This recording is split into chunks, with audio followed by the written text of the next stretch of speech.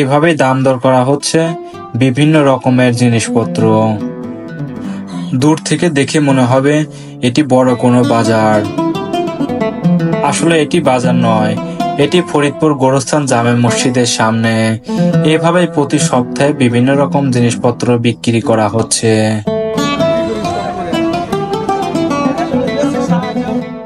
এইখানে আরো রয়েছে বগুড়ার ঐতিহ্যবাহী মাটির পোলার দই। এছাড়াও আরো রয়েছে ফরিদপুরের ঐতিহ্যবাহী কুলফি মালাই।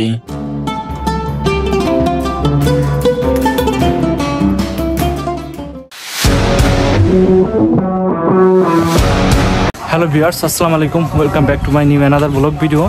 আমি রাজ আছি আপনাদের সাথে। আজকে আমি আপনাদের সাথে এমন একটি মসজিদ শেয়ার করব যেটি ফরিদপুরের সবথেকে সুন্দরতম মসজিদ, 4 তলা বিশিষ্ট। এই মসজিদের নিচে মার্কেট আর উপরে মসজিদ। আর সব থেকে মজার যে বিষয়টা হলো, এই মসজিদের সামনে সবসময় বাজারের মতো অবস্থা, যেহেতু আজকে রমজান মাসে একটু বেশি হয়। তো চলুন আমরা সেইখানে যাই। আর এই মসজিদটার অবস্থান কোথায় আমি আরেকবার বলি, এটা ফরিদপুর আলিপুর গোরস্থানের সামনে আলিপুর জামে মসজিদ নামে পরিচিত। তো বন্ধুরা চলুন আমরা যাই।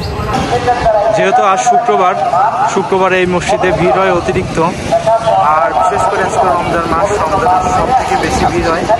আর এই যে রমজান মাস উপলক্ষে এই মসজিদের সামনে ছোট ছোট দোকান বসে প্রচুর পরিমাণ।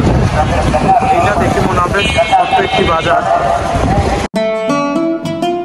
আলিপুর গোরস্থান জামে মসজিদটি বাংলাদেশের ফরিদপুর জেলার আলিপুর এলাকায় অবস্থিত একটি সুপরিচিত মসজিদ।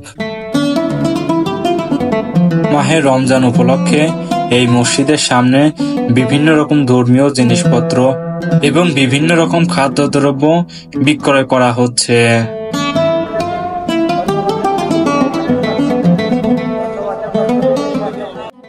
এই মসজিদটির সামনে বগুড়ার ঐতিহ্যবাহী মাটির পোলার দই বিক্রি করা হচ্ছে।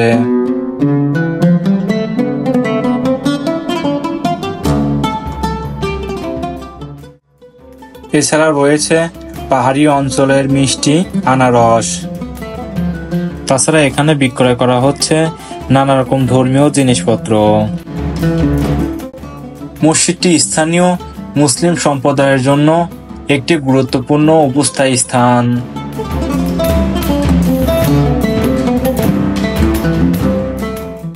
এটি এলাকায় ধর্মীয় কার্যক্রমের কেন্দ্রবিন্দু হিসেবে বিবেচিত হয়।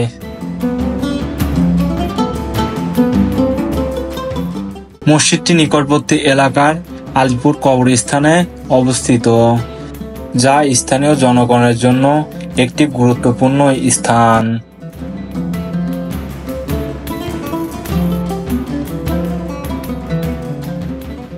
মসজিদটি ফরিদপুর শহরের কেন্দ্র থেকে সহজেই পৌঁছানো যায় এবং এটি স্থানীয় পর্যটকদের জন্য একটি দর্শনীয় স্থান হিসেবে বিবেচিত হয়। মসজিদটি তার নান্দনিক সৌন্দর্য এবং স্থাপত্যশৈলীর জন্য পরিচিত, যা দর্শকের মুগ্ধ করে।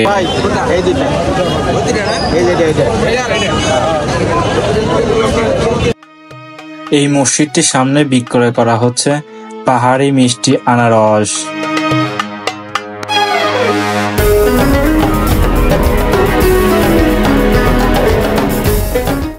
এছাড়াও রয়েছে বগুড়ার ঐতিহ্যবাহী মাটির পোলার দই।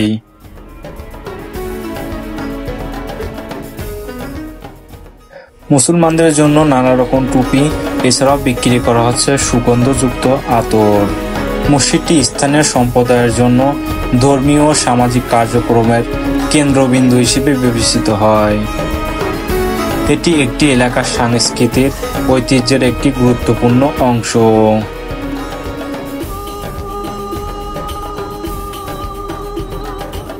মসজিদটি আলিপুর কবরস্থানের সামনে হয়। নামাজ শেষে মুসল্লিরা এখানে গিয়ে কবর জিয়ারত করে।